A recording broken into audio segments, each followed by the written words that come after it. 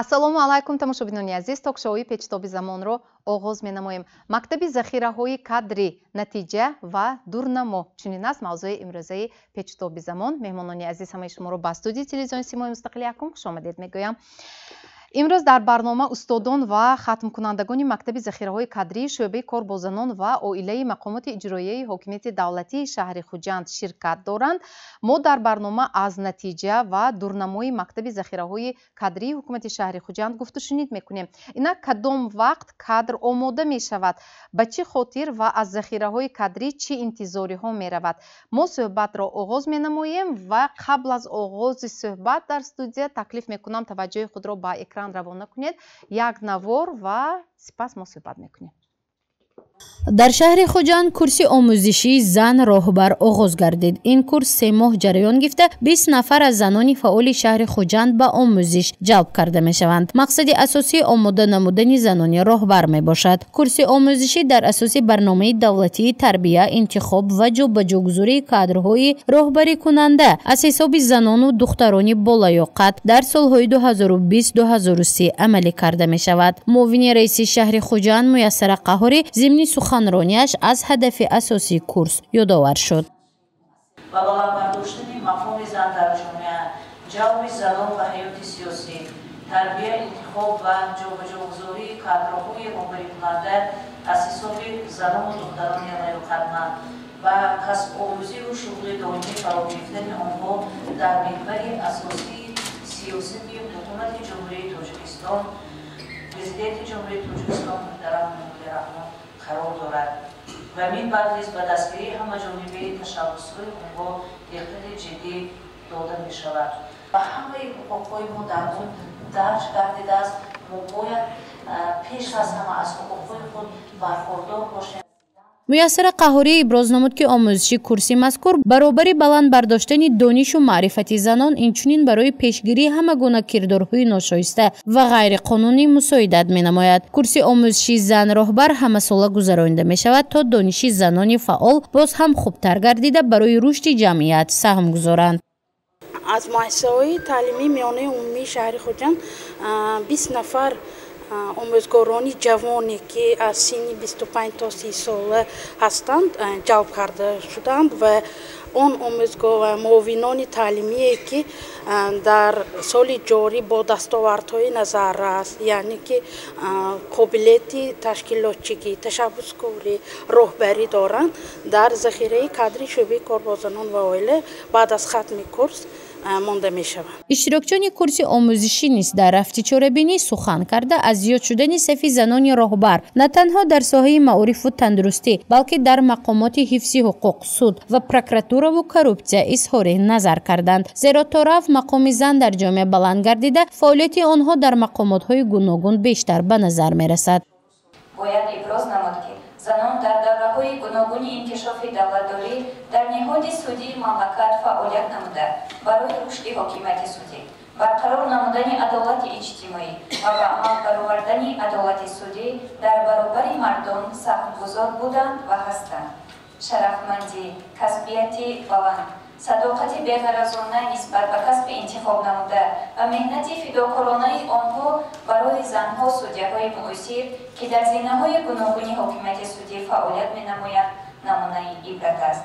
курси омӯзишии зан роҳбар оғоз гардид ва аз ин пас давоми 3 моҳи оянда ба онҳо мутахассисон дарс мегӯянд. мақсади асосии омода намудани занони роҳбар мебошад. ёдовар мешавем, ки курси омӯзишӣ дар асоси барномаи давлатии тарбия, интихоб ва ҷобаҷогузории кадрҳои роҳбарикунанда аз ҳисоби занону духтарони болаёқат дар солҳои 2020-2030 амалӣ карда мешавад. чанд сол инҷониб мактаби захираҳои кадрӣ хуб дар назди шӯъба амал мекунад? аз соли 2014 то имрӯз давом карда истодааст. муҳлати курси захираи кадрҳо 3 моҳ мебошад. масалан чанд нафар ба ҳамин мактаб ҷалб мешаванд? то 22 нафар занҳои фаъолу духтарони болаёқат ҷалб карда мешаванд.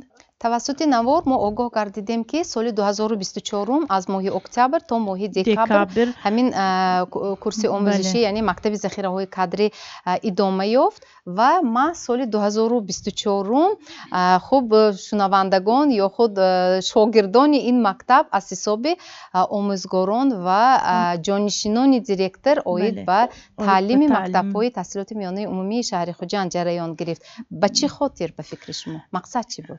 امسال بیشتر از معارف جلب کرده شد چونکه با تشبوسی محترم جناب عالی پرزیدنت جمهوری ما سالهای آخر نظری خاصه داده شده است برای معارف، برای معلمان که سطح بلند برداشتن مقام زن در جامعه و معارف که اینها تعلیم کننده فرزندان ما می باشند، تعلیم و تربیه خاص داده ایستادند و بلند برداشتنی مقام زن در جامعه بیشتری این معلم می باشد، اساسگذار تعلیم و تربیه معلم می باشد. سال 2024 از طرف هم معاون رئیس شهر محترم قهاری به این بیشتر معارف جلب کرده شده بود. تشکر، سلامت باشید معلم. شما یکی از معارفچیان سابقه دار هستید و البته با شاگردان هم در دایره همین مکتب ذخیره های کادری شما نیز البته درس گفتید. هدف دریافت و جلب متخصصان محض از همین ساحه معارف یعنی از مکتب های میانه به فکر شما در چی بود احساس کردید؟ بله. البته اینجا معلمه گفتن و فکر شما چی در این مورد؟ محبت خان امروز یک موضوعی رو انتخاب کردید که در حقیقت برای رشد ساحه تمام قشرهای جامعه یکی از موضوعهای مخصوص می باشد. برای چی؟ برای آنکه جناب عالی پرزیدنت محترم ما در همه برآمدهایشان نسبت مکتب و معارف توجه زیاد ظاهر می کنند و کادرهایی که امروز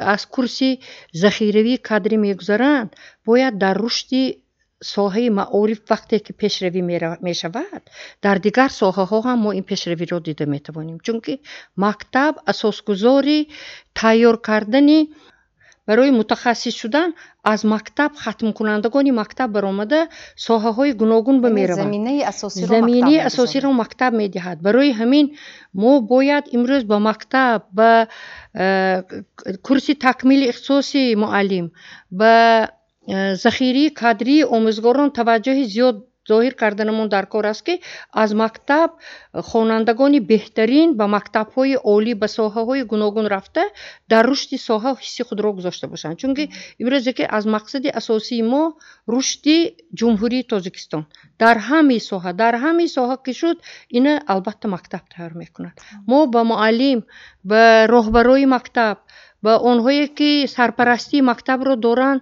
اعتقاد زیاد داریم، چون که مکتب پایه‌گذاری همه ساحه های علم و معارف و پیشروی رشد جمعیت می باشد.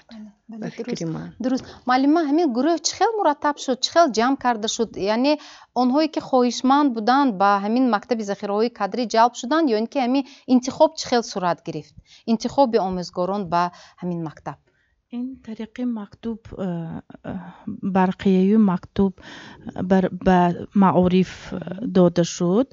معارف برای ما معین کردن که کدام معلمه ها رو میفرستانند و از آنها پیشنهاد شد که همین معلمه های معاونانی دیرکتور اوید به تعلیم باید این کورس ها را گذارند. ما خیلی برای ما این مهم بود که چون که اساساً پیشبردی کاری مکتب در دستی معاونان می باشد. برای همین خیلی جلب کرده شد معاونان را. سال 2024 یعنی شخصان تصادفی در این گروه نیستند؟ نه، انتخاباً با مشورت طریق برقیه، طریق مکتوب به شعبه معارف جلب کرده شد. بله، بسیار خوب. معلم های عزیز، شما امروز با حیث کارشناس در برنامه امروزی ما اشتراک میکنید. گذشته از این با آموزگارانی که همین کورس را گذاشتند یعنی مکتب ذخیره های کادری را گذاشتند شما نیز درس گفتید و واقعا هم احساس کردید که در حقیقت وقتی که شما درس میگفتید همین شاگردان شما واقعا هم یک جوهری داشتند وابسته به اون که ما در مورد ذخیره های کادری صحبت کرده ایستادیم. یعنی جوهر هست. البته درست گفتید، یعنی نه همه کس قابلیت راهبری دارد. نه همه کس آزادانه در بین جمعیت سخنرانی کرده میتواند. بنابر همین هم البته به همین وظیفه زن راهبر به همین کورسایی که تشکیل کرده می شود البته شخصان قابلیتناک رو انتخاب کردن در کار، شخصانی باشند که در حقیقت هم از عهده همین کار برآیند. این کار انتخابی کسب هیچ وقت مجبوری نمی شود. این به البته اکون شوق و هوس، مهر و محبت، خواهشی همون شخص در کار است. برنامه‌ای که برای سالهای 2020 و 2030 قبول کرده شده است و حالا در عمل است، در دوره اجرا شوی می باشد. در حقیقت هم در تاجیکستان ما برای زنها دقتی مخصوص داده می شود، خصوصا برای پیشبری کردن آنها به کادرهای راهبری کننده. انا این چرا نشان می‌دهد؟ این از آن شهادت می‌دهد که امروز راهبریت جمهوری، راهبریت شهر و ناحیه ها و ما زنها باوری دارند. معلوم میشد که ما زنها از عهده همین وظیفه های راهبری برآمده میتوانیم. لیکن البته نه همه قابلیت راهبری کردن دارد، نه همه آزادانه سخنرانی کردن دارد. بنابر همین هم البته این کورس گروهی که تشکیل کرده می شود انتخابی است، از طرف راهبریت این یا اون مؤسسه ها پیشنهاد کرده می شود. بعضا خودی همون زن خواهشی به همین کورس تحصیل کردن رو اظهار می کند. من هم یکی از آموزگارانی هستم که در همین کورسی همین زن راهبر بارها قریب که هر سال یک دو مرتبه یک روز دو روز درس میدم. موضوعی که من میگذارم این موضوع موقع زن در جامعه. من اینجا بسیارتر بنابر که سابقه دار هستم، بنابر که تجربه چند سالی ندارم، کوشش میکنم درباره حیات خودم، درباره اون زنهای برومندی که اینقدر در حیات موفقیت‌های بزرگ به صاحب شدن، هم در ساحه عائله داری، هم در ساحه فرزند تربیت کردن، هم در ساحه در حیات جمعیتی و کار هر روزشون و موفقیت‌ها صاحب شدن در این باره نقل میکنم. من به هر یک کس، به شاگردان خودم، به هر برآمدهای خودم میگم که برای هر یک شخص یک ریجه روز شدنش در کار. بعضا به من سوال میکنن شاگردان یا همکاران که من چخیل شما همش به وقت میابید با همه کارتان؟ خیلی بگذار خودم تعریف کنم کمتر عذر که وقت میابید. من میگم که این همین ریجه کار هر روزه.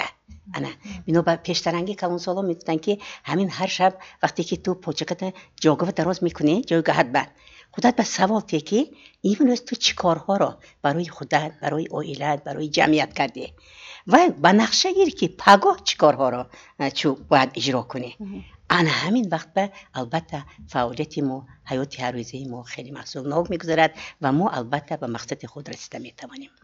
معلمان واقعا هم میشنویم میگویند که آنهایی که همین کورس یا خود مکتب ذخیره های کادری را گذاشتند صاحب وظیفه میشوند. تا کدام اندازه همین گفته ها درست است به فکر شما؟ به سوال شما چنین جواب میدهم که نه، برای آن که جامعه پیش رود تاجیکستان از روی ویژگی های خویش آزاد است، صاحب استقلال است، دموکراتی است، دنیوی و یگانه و باید کادرها نیز مطابق باشند، موافق باشند. زیرا محض اینجا معلم رجب و اندیشه ابراز نمودند که محض جابجاگذاری کادرها و انتخاب کادرها از طرف مقامات اجرایی دولتی که به واسطه در سرگاهی زندگی شایسته مردم ما میایستند انتخاب میشوند و شاید نفرانی هستند که معلم اینجا اظهار داشتند با خیش، با مسئولیت خیش، با خواهش خیش میآیند که ما توتیای چشم میکنیم آنها را، زیرا هر کس نمیتواند با خواهش خیش آمده ابراز کند که من در همین کورسی ذخیره کادرها باید چیکار کنم، تعلیم و تدریس گیرم.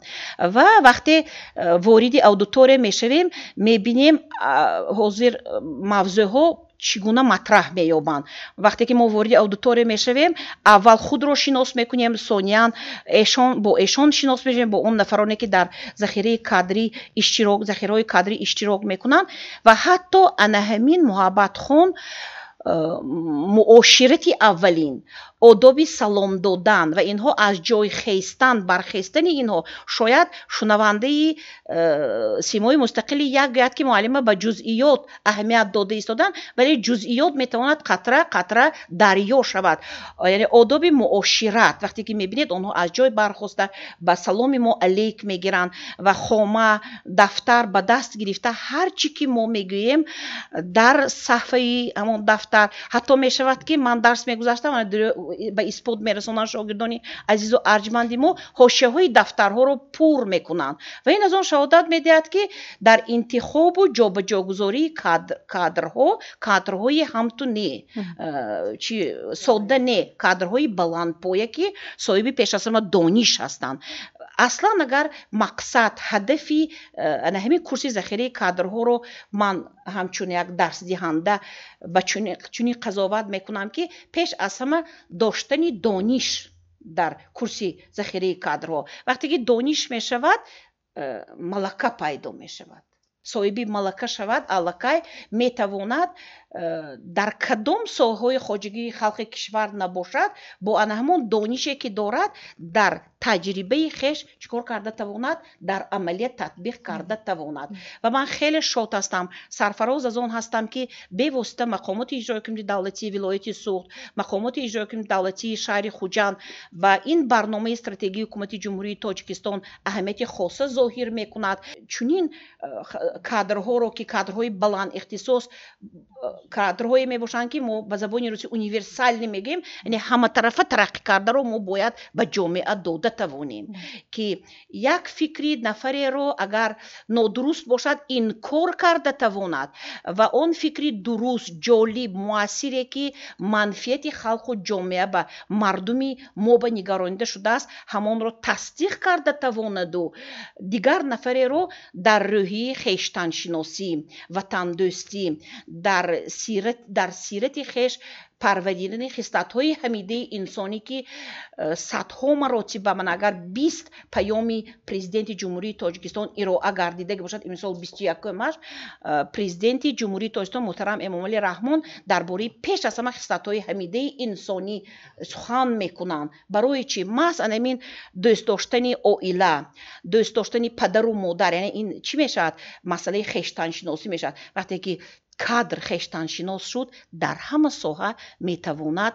сарбаландона муваффақона фаъолияти оқилона одилона ояндасоз ояндаофар дошта бошад маҳз дар саргашт боз анамон хештаншиносӣ дониш малака меистад ташаккур муаллима албатта онҳое ки алҳол моро тамошо карда истоданд воқеан ҳам ба хуб саволҳои худ шояд ҷавоб гирифтанд ки чаро соли 2024 маҳз аз соҳаи маориф омӯзгорон хуб ба ҳамин мактаби захираҳои кадри ҷалб шуданд ва воқеан ҳам ҳар як нафаре ки ин мактабро гузашт паи худ ҳазорон нафарро албатта боз ҳам бо саводу бо фарҳангу бо донишу албатта илмнок дар тақвияти фикрҳои шумо муҳаббатхон агар барои тақвияти барои исботи фикри болоӣ ки имсол вақте ки интихоботи депутатҳои парлумон чӣ гард матраҳ гардид вақте ман вориди коллеҷи тиббӣ ба номи Исҳоқӣ гаштам нафареро дидам ки дар захираи кадрҳо ба эшон дарс гуфта будам ва номзадии хешро ҳамчун номзад ба парлумони ҷумҳурии Тоҷикистон ки ин кори ҳазл нест бо як қаҳрамонӣ бо як сарбаландӣ номнавис шудаанд мана муаллима бубинед ва сарфароз гаштам хеле хушнуд гаштам мамнун масрур гаштам ки ҳамин захираи кадрҳое ки мақомоти иҷрои ҳукумати давлатии шаҳри Хуҷанд яъне меваи шаҳдбори худашро чикор кард имрӯз ба мо дода истодааст ва аслан гиред агар муҳаббатхони азиз муаллим ақл шараф ва виҷдони миллат маҳсуб меёбад ва безарурат инҷо муаллима таъкид ба таъкид нагуфтанд ки ҳама сола агар 20 паём гузашта бошад паёмеро ман надидам ё нашунидаам ки сарвари кишвар садри кишвари мо дар ҳамон паёми хеш дар бораи манзалат мақом ва арҷи муаллим омӯзгор мураббӣ сухан накарда бошанд ва ин ҳамаш аз он шаҳодат медиҳад ки мо рӯ ба тоҷикистони соҳибистиқлол рӯ ба тоҷикистони дунявӣ демократӣ ва ягона мерасему худамонро ба мутамаддини ҷаҳонӣ я фарҳанги ҷаҳонӣ чикор карда метавонем муаррифӣ карда метавонем. саломат бошед муаллимаи азиз. хуб марҳамат, биёед бо шумо суҳбат кунем. шояд маҳз ҳамин мактаби захираҳои кадрӣ яъне таҳсил дар ин мактаб буд ки чӣ хеле ки инҷо муаллима хотиррасон карданд шумо минбаъд номзадии худро ба вакилӣ гузоштед.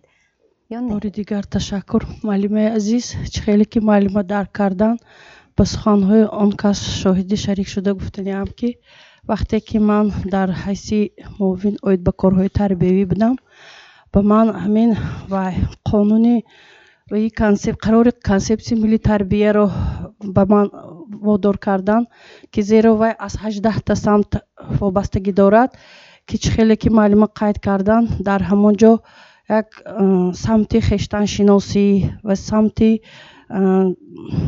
самти меҳнат умуман тарбия буд ва маҳз барои ҳамон ман аз ҳамон бисёр чизҳоро омӯхтам ва чӣ хеле ки дар ин ҷо қайд кардан хело имрӯз фахр дорам ки ҳамаи заҳматҳои ман таҷдиди назар гашт ки маро ҳамчун ба маҷлиси намояндагони вакилони ҷумҳурӣ пешниҳод кардан ва ман хеле шод ҳастам ки дар ҳамин курси кӯтоҳмуддати ҳамин зан сарвар чӣ хеле ки манам устози ман темирова муаллима дар ин ҷо ҳузур доранд манам хаткунанда будем дар коллеҷи омӯзгорӣ муаллима раҷабова буданд манам муаллима ба мо дарс омӯхтанд ки зеро имрӯз ҷомеи амал пӯшид.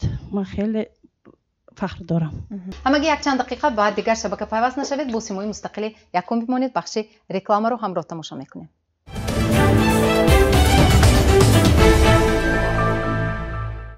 мактаби захираҳои кадрӣ нақша ва дурнамо чунин аст мавзӯи имрӯзаи мо ва мо суҳбатро дар студияи печтоби замони симои мустақили якум идома медиҳем. шумо чӣ хел ба ҳамин мактаб роҳ ёфтед? Шумо ба мактаби зан сарвар, мактаби захираҳои кадрӣ?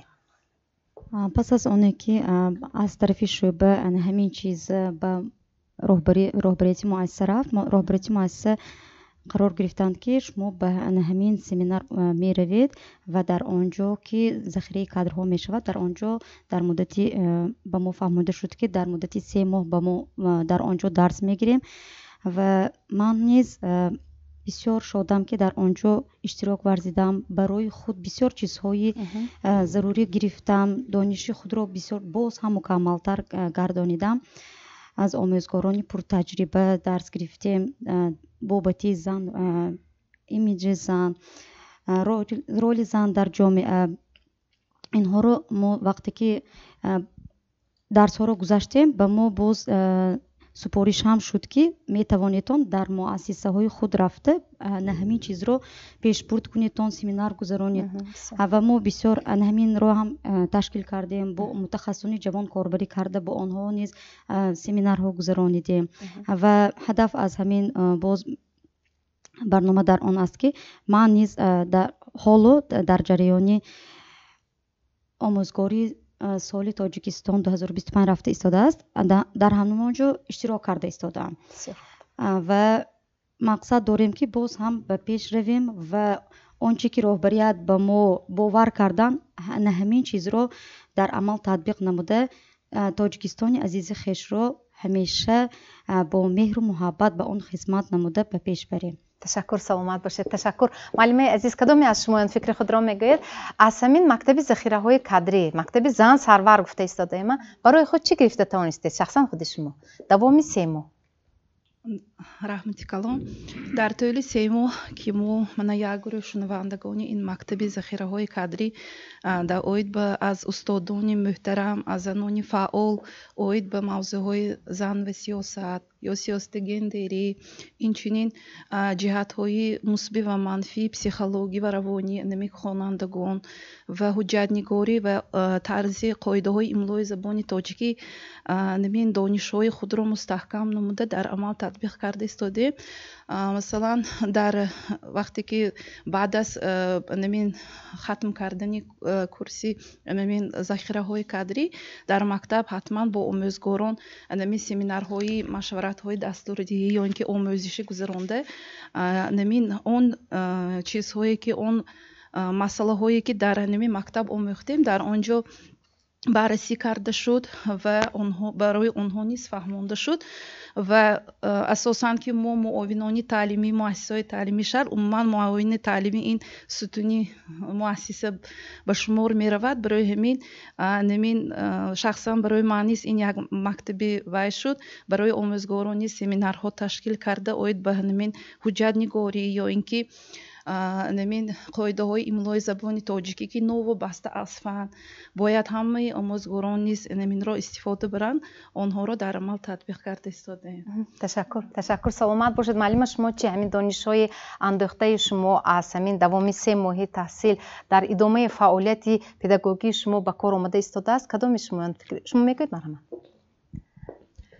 بسیار من از این اشتراک کردن امروز برنامه مکتبی ذخیره‌های کادری نتیجه و دورنما افتخار می‌نمایم که در همون ما در طول 3 ماه رفتیم. با ما یک چند از این استادان به یک روزهای تاریخی به خاطرمان ماند. بسیار یک سخن‌هایی که از آموزگاران پرسیدیم هم به همش جواب‌های مشخص گرفته در مؤسسه‌مان خیلی که معلومه گفتند همش تا حال استفاده برده استادیم و من می‌ندار از این تشکیل کننده این برنامه خیلی که ما رو نامی ما رو به همینجا نام نویس کرده پیشنهاد کردن می‌ندار هستم و من می‌خواهم این کورس باز بر دوام ماند و خیلی که مولانا جلال الدین رومی گفتند مشورت ادراک و هوشیاری دهد عقل‌ها را عقل‌ها یاری دهد. من بار اول در همین کورسی کوتاه مدتی زن راهبر زن‌های کادرهای راهبری کننده همین کادر به بار اول خودم جلب کرده شدم. وقتی که از طرف دیرکتور مؤسسه رو پیشنهاد کردند این بسیار هم یک ناگهانی بود. با هیجان داده شدم لیکن به این نگاه نکرده به جوانی خود نگاه نکرده. البته خیلی خرسند شدم که دیرکتور مؤسسه باور نمودند و مرا با اونجا فرستادند. تو آغاز شدنی همین درس آموزش یا تحصیل در همین مکتب ذخیره‌های کادری گفته استادم تصورات شما چگونه بود و بعدی شروع کردن با خوب تحصیل چه خیلی دریافتید؟ البته خیلی در هیجان افتادم. فکر کردم که شاید در آنجا بسیار آموزگارانی پرتجربه باشند، در آنجا بسیار شخصانی برومند باشند. من که حالا تجربه نه آنقدر هم کلان دارم اما خواهشی مستحکم داشتم. میخواستم که دائما دانش خود را، مهارت و ملکه خود را صقل دهم. میخواستم که همین دانش‌هایی که من میگرفتم آینده در کار و فعالیت پیش آمده من بسیار هم شاید که منفعت آور باشد. گفته خیلی خرسند شدم و در آنجا رفتم. شما عملی شدن؟ البته عملی شدن. کدام شخصیت‌های برجسته و برومند و شناخته چهره‌های معروف جمعیتی و سیاسی درس گفتند به جز آموزگارانی که امروز اینجا به حیث کارشناس در باز یک نفری که درس آن کس برای من بسیار هم فراموش نشونده بود. این آموزگار و هم پسیخولوگ معلم رحیمова بودند که چخیل از حالتهای استرسی بحرانی وقتی که ما همه روز دچار میشیم از همون حالتها برآمدن برای من بسیار هم جالب همون درس هم بود. البته و غیر از دیگر درس ها و بهترین چیزی که من از همین کورس زن راهبر به خودم گرفتم این باوری کلان. من باز یک مرتبه با خودم اقرار کردم که البته وقتی که زن در نزد خود مقصد میموند البته میتواند که به اون مقصدهای خود نائل گردد. آفرین. ببخشید شما خودتون شخصا چه مقصد گذاشتید پیش خود بعدی ختم کردن همین کورس زن سرور؟ من که اساسا در مؤسسه وظیفه معاون دیرکتور رو به عهده دارم و اولین کاری که من میخواهم این جانب کردن کارهای المپی دستاوردهای خوانندگان ما زیاد باشد. به این وسیله میخواهم که در آینده کادرهایی که آماده میشن بسیار هم بلند اختصاص باشند. میخوام به سطح صفتی دانش خوانندگان اهمیتی بیشتر داده شود. چخیلی که راهبریت مؤسسه بارها تاکید میکنند راهبریت دولت تمام مقامات ها ба ин бисёр ҳам эътибори хоса дода истоданд ва аз ҷумла ман низ бисёр ҳам хоҳиш кардам ки бояд мақсаду вазифаҳо боз ҳам ҷоннок карда шавад то ин ки сатҳу сифати таълиму тарбия беҳтар карда шавад. Дар ин васила ҳар роҳу воситае ки ҳаст мо бояд навовариҳои дигаргуниҳоям бошад ки мо бояд ба намин системаи маориф дохил кунему ҳарчи хонандагони мо пештар раванд пешсаф бошанд. ташаккур, саломат бошед. Муаллима, шахсан худи шумо ба ҳамин шогирдон давоми ҳамин хуб таҳсилашон чанд маротибае ки дарс нагуфта бошед, аз кадом масъалаҳо дар боби кадом мавзӯъҳои соҳаи маориф суҳбат кардед ва воқеан онҳо чӣ хел қабул карданд шуморо, яъне омӯзгорон? вай аслаш инҳо то захирии кадрива омадана хеле ки вай духтарам гуфта гузаштан ҳам ту рӯйхат бифромдагӣ не вай аз рӯзи аввалини ба мактаб ба кор омаданаш аллакай вай худаша нишон дода тавонист. Аз ҳамон рӯз сар карда вай лаёқаташа нишон дод, эҷодкориша нишон дод, навовариша нишон дод, меҳнаташа падару модар кати нишон дод, хонанда кати, ҳамкоронаш кати, ҳамина нишон дод. дар натиҷа вай дар рӯйхати захирии кадрии муассисаи таълимӣ ба рӯйхат гирифта шуд. бекорба инҳои намефиристонад. Мана бинед баъзеҳошон аллакай муовин, баъзе омӯзгор мана маё гуфтанд ки ман кадомашон омӯзгор ҳастам. Вай омӯзгор оянда зина ба зина мебарояд захирии кадрива. ҳар як кас бояд дар дилаш ҳамун албатта солдате нест ки генерал шуданро орзу накунад. муаллиме нест ки оянда қуллаҳои баланди чива набарояд. Ман масалан аз сарважати мактаб оғоз кардагӣ. Дар мактаби рақами 16 сарважати кати оғоз кардагӣ ман. Баъд гурӯҳи рӯзаш бардавом ба кор кардам, баъд синиф гирифтам, баъд синифҳои русиё дарс додам, тоҷикиё дарс додам. барои ин биромадан фақат кӯшиш мекунед, ҳаракат мекунед. Ман ин муаллимаҳо ва дар бораи оила ва чӣ хел када ҳамин қуллава баромадана дар бораш ман эҳо кати суҳбат кардам ки одаманда мушкилӣ мешавад. Инҳо ҳамошон зан, шавҳарашон мемонад намемонад, хушдоманашон мемонад намемонад, фарзандашон бемор мешавад, сеҳат мешавад, фарзанд доранд, инҳо тарбия карданашон дар кор. ҳар кас агар ба наздаш мақсад гузорад, барои ба мақсадаш расидан кӯшиш карданаш дар кор. ана барои ҳамин беҳтаринҳоро дар захираи кадрӣ интихоб мекунанд ки вайҳои мо бар ин ҳамин занҳою муаллимои рӯзгордида рафта инҳоя натарсида барои ҳамин ба қуллаҳои баланд баромадан кӯшиш карданашонро тавсия медиҳем. Ман 55 сол собиқаи корӣ дорам. аз ҳамун сарважати мактаб сар када ман имрӯз номзади илм ҳастам, доценти кафедра ҳастам, дар вазорати маориф кор кардам. чӣ хеле ки шумо дар оғоз гуфтед, дар ҳақиқат дар қӯраи маориф кӯфта шудам, пухтам, омӯхтам, кофтам, ёфтам. барои ин ҷасурӣ дар кор, нотарсӣ дар кор, барои ин ҳурмати оилаи ҳам ба ҷош мондан дар кор. ман инҳо ҳамин дарси гузаштаги манда якчанд маротиба ҳамина такрор кардам ки муаллимаҳои азиз, дар ҳақиқат мехоҳед карьера кунед, дар ҳақиқат мехоҳед зинаҳои баланд бибароед, ҳамин хел кунед ки хушдоманатон, шавҳаратон, фарзандотон аз шумо миннатдор бошаду пеши роҳи шумоӣ нагирад. гуфтам мана ҳамин чизҳоро ба инҳо маслиҳат додам. ва ҳамин буд ки баъзе мактабҳо мана мактабошон ба баъди вай ҷиғ задан. муаллимо кати вохӯри гузарониму ҳамун фикру ақидаҳотона гӯед гуфта. дар якчанд мактаби шаҳри хуҷанд во рафтаман вай вохӯрда вайҳоваям ана ҳамин захирии кадрӣ барӣ накард, ҳам такмили ихтисос, ҳам омода кардани омӯзгорон ба баромадҳо кардам. инҳо оянда маорифчиҳои бузург шуда дар таълиму тарбия кардани фарзандон барои рушди соҳа ҳисси босазои худро мегузоранд. бошад, ташаккур, саломат бошед. муаллима 3 моҳ гуфта истодаема, яъне омӯзиш 3 моҳ идома мекунад. ин муддати кам аст ё ин ки хуб кифоя барои он ки мо зан сарвар гуфта истодаем ё захираҳои кадрӣ гуфта истодаем, ҳамин 3 моҳ бисёр чизро муайян карданаш мумкин аст ё не?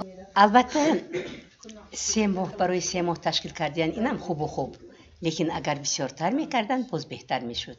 чунки албатта ҳамон муҳлат ки 3 моҳ аст нақша барои 3 моҳ тартиб дода шудагӣ. اگر وقتی که 4 ماه میشه کمتر زیادتر میشه البته دیگر موضوعهای ما در بر گرفتن هم ممکن انا خصوصا همین معلمان خانیسا تیمیر و حاضر بسیار ناز گفتن که زن این پیش از همه زن باید باشد انا حاضر با وظیفه های رهبری همه زن ها رو پیشنهاد کرده شدند که اونها همه طرفه باشن یعنی زنی به مادری بهترین باشن زنی وفادار باشن فرزندای روحی درست به تربیه کرده توانند انا هم در حیات جمعیتیشون کارشون فعالیت کارشون فعال باشن اینو بر همین هم ما البته میگیم که زن من مرد برابر میگیم حقوق زن مرد برابر لیکن من در تجربه حیاتی همین قدر سالینم فهمیدم که زن باز وظیفه‌های الهیده خودش رو در عائله دارد اینو برای من هم باید زنها همین رو نظر بگیرن و درک کنن انا وقتی که ما هم در زندگی به همین کارها از عهده همین کارهای زندگی بر اومدیم از عائله بیرون اکنون کارهای رهبری و فرصت یافتن براش من از حیات خودم میگم که کمتر از معیشت از همین کارهای دمگیری و ایسی رفتن و به خود دست کشیدن ما در کار من هیچ از خاطرم نمیبرایم که همین یک دستگری گوره می جنباندم و یک دستگری اینجا یا برآمد تایر میکنیم یا با مجلس بر یا پگینه در سامای تایر میکنیم برای اون که یک چه مکتب عالی و گذرم من 1 هفته تایر میدیدم برای که من موادهای جمع کنم و نامزد علم بیولوژی شوم همین شبانه بود ابیکتی که من میآموختم پروانه های شبانه پرواز میکردگی همین شوهر پیش به ماشیننده 3 فرزند یکتش این دستم کری میدارم یکتش این دستم یکتش بغلم بکی ماشین پاورات کنه ایسیس کنه بچه نغلطد فته ان همین حالت ما وای کردیم دی طاقت کرد توانستیم و یک موفقیت به صاحب شدیم این خانه کار خانه چیت بنمونده است تربیت فرزند چیت بنمونده است برای همین ما وقت یافتیم که هم عالم شویم هم آموزگار شویم هم وظیفه رهبری عهده گرفته توانسته باشیم. تشکر سلامت باشد. یک مسئله رو از شما پرسیدنی هستم. شما از سال 2022 به فکرم یادرس کردید.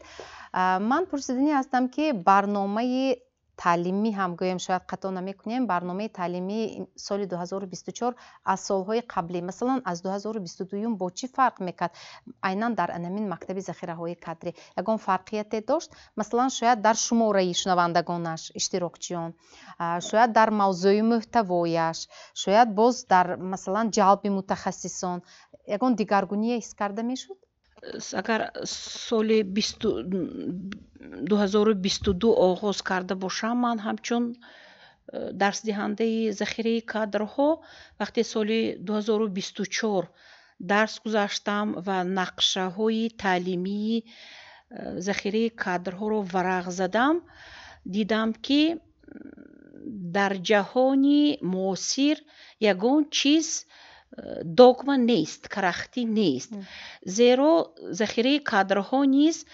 کادرهای رو ما به وایه میرسونیم تدریس میدیم تربیه میکنیم که آنها همقدم زمان باشند پیش از ما همقدم زمان بودن چی معنی دارد آن معنی رو دارد که همه آن منفعت های مردم رو معرفی کرده توانند و در نوبت خیش منفعت شخصی خیش رو از منفعت جامعه یعنی منفعت جامعه رو از منفعت خیش هم وقت بلند نگاه داشته توانند سال 2022 ما کمی درباره تشبوس بی‌نظیر پیشوای معظم ملت در مورد آب عملی آب گفته گذاشتیم ولی سال 2024 وقتی که درباره انمین حجت نگاری رعایت املای زبان تاجیکی قانون‌های گراماتیک زبان تاجیکی گفته گذاشتم با مثال‌ها با جمله‌ها با اشتراکداران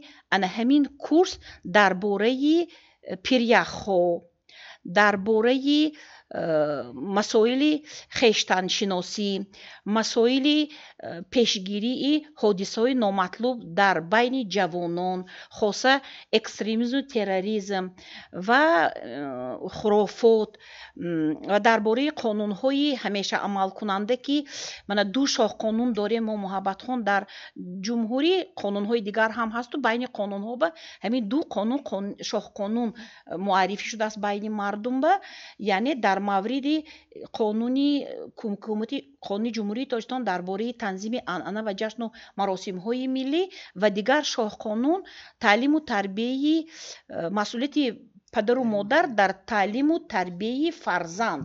Вале соли 24 мо гуфтем ки не ба ҷои фарзанд фарз кардем гузоштани вожаи кӯдак ва онро моҳияти, яъне барои чӣ ба ҷои фарзанд мо кӯдакро гузоштан ҳукумати ҷумҳурии Тоҷикистон, яъне фасл ба фасл, боб ба боб моҳият, аҳамияти онро кушода додем ва вобаста ба масъалаҳои замон мавзӯъҳо низ тағйир меёбанд ва тағйёбии масъалаҳо моро водор месозад ки бале водор месозад ки мо пеш аз ҳама худи дарсдиҳандаҳо ки инҷо ҳама унвондор ҳастем аз болои дониши хеш чикор кунем, кор кунем, ба гузашта аз ин вобаста ба мавзӯъ мутахассисонро ҷалб карда тавонем ва онҳоро дар рӯҳияи ана ҳамин яъне ҳифз намудани об, ҳифз намудани пиряхҳо ва дар таълиму тарбияи пеш аз ҳама фарзандони хеш ки ҳар яке соҳиби оила фарзанд мебошанд, саҳми назарраси хешро гузошта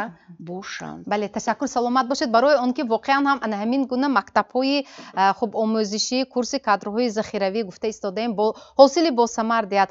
аз шахсан забони худи шумоён пурсидани ҳастам, чӣ пешниҳодҳо доред ба хотири боз ҳам беҳтар ба роҳ мондани ана ҳамин хуб ташаббус, ҳамин кор? дар оянда бигзор бо ҳамин дар муассисаҳои таълими шаҳри Хуҷанд корҳои ҳамин мақоми зан дар ҷомеа, роҳбари занҳо, роҳбари духтарон ҳарчи бештар бо намояндагони ҳамин занҳое ки зансарварро дар ӯҳдаи худ доранд бештар чӣ гӯям машваратҳо, вохӯриҳо, семинарҳо гузаронида шавад ва чӣ хеле ки мана ҳозир дар шароити ҳозира духтарони мо бисёр чӣ гӯям саволҳои ҷолиб медиҳанд, бештар вохӯриҳо гузаронида шавад ки ҳамин духтарҳо чӣ гӯям бо ҳамин ваҳо ваи худашонро пеш баранд.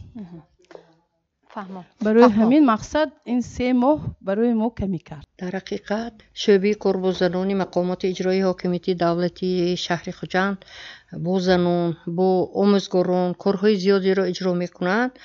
чунин захираи кадрӣ дар назди ҳизби халқи демократии Тоҷикистон корбозанон ташкил карда шудааст, дар ҳизби халқи демократии вилоятӣ ташкил карда шудааст ки ин боиси мана инҷо биста унҷо биста инҷо биста ҳамин хел гирим агар аллакай якчанд нафар занҳоро вай ҷалб кардагӣ мешавем. ана ҳамина ҳозир дар ҳақиқат гуфтастем ки бисёртар карда шавад. инҳо ки ҳамашон кор мекунанд, оиладор ҳастанд, ҳамин 3 маҳ ба фикри ман дуруст асту.